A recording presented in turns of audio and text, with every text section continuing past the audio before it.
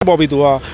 पानीपत से एक बड़ी खबर आ रही है। हरियाणा के पानीपत से कि रिफाइनरी में एक कंपनी में काम करने वाले दो श्रमिकों के बीच में कोई कहासुनी हो जाती है और जिस पर एक श्रमिक ने दूसरे श्रमिक के सिर पर ईंटें मारकर उसकी हत्या कर दी। जी हाँ, पूरा मामला बताएंगे कि क्या मामला था।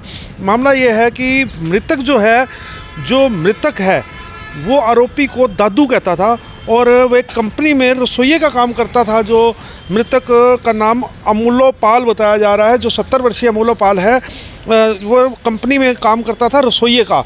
तो किसी बात पे जब उसने पैसे मांगे दूसरे अपने साथी से, एक ही गांव के रहने वाले थे, हालांकि पश्चिम बंगाल के एक ही गांव के रहने वाले थे दोनों, और जब उसने पैसे मांगे तो उसी पैसों के लेन देन के विवाद में उसने अमूलो पाल 70 वर्षीय अमूलो पाल के सिर में ईंटें मारकर उसकी हत्या कर दी और फरार हो गया।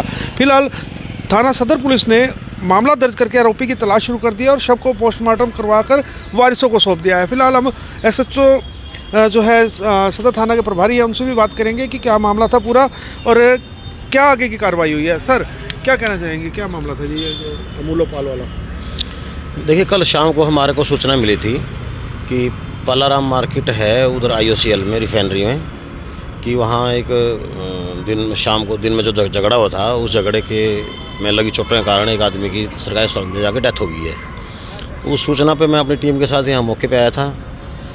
तो यहाँ देखे कि अमूल्य पाल नाम का आदमी था जो वहीं रिफाइनरी में ही किसी कंपनी में काम करता था, रसोइये उसका खाना बनाने की उसकी ड्यूटी थी। उम्र उसकी करीब 70 साल थी। उसको उसी गांव के एक दूसरे लेबर ने, लड़के ने, जिसका नाम प्रसन्नजीत है, उस लड़के ने ये रंजिश रखते हुए कि मैस का सामान मैं खरीदूँगा, मरने वाला कह रहा था कि नहीं मैस का सामान मैं खरीदूँगा।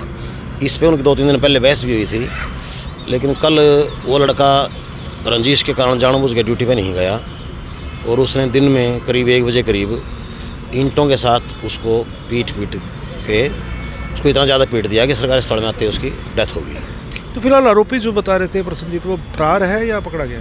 नहीं, आरोपी अभी, मारने वाला आरोपी लड़का जो अभी फरार है और SP साहब ने 2-3 टीमें बनाई हैं, जल्दी उसको गिरफ्तार भी कर लेंगे।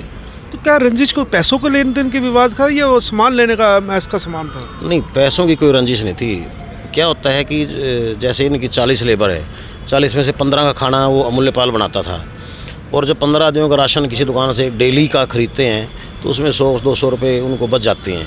तो उसी बचत के चक्कर में भाई वो कह रहा था मैं ये राशन खरीद कर लाया करूँगा, वो कह रहा था कि मैं राशन खरीद कर लाया करूँगा। इसी बात में उनकी बहस थी। फिलहाल शव का पोस्टमार्टम करवा दिया है और आगे की कार्रवाई? हाँ, शव का पोस्टमार्टम करवा दिया है। डेड बॉडी उनके जो गांव वाले, उनके वारसा ने उनके हवाले कर दी है और हत्या का हमने मुकदमा दर्ज रात को ही कर दिया था और अभी आरोपी की तलाश करेंगे। तो ये पश्चिम बंगाल ही जाएगी डेड बॉडी? हाँ, डेड बॉडी उनके पैतृक गाँव में, दक्षिण दिनाजपुर जिला है पश्चिम बंगाल में, वहाँ उन्हें गाँव में जाएगी। तो देखिए, जिस प्रकार से थाना प्रभारी रामनिवास जी ने बताया कि फिलहाल जो आरोपी था वो आरोपी तो फरार है, लेकिन जो मृतक था वो उसको दादू भी कहता था और साथ ही जो मृतक है वो एक ही गांव के रहने वाले थे और मैस का काम करते थे। जब मैस का काम करते थे, खाना बनाते थे और खाना बनाने का जो सामान लाने का विवाद हुआ था जिसमें 100-200 रुपये कई सामान में बचते थे, इसी विवाद को लेकर उनकी आपस में कहासुनी हुई और ईंटें मारकर उसने हत्या कर दी और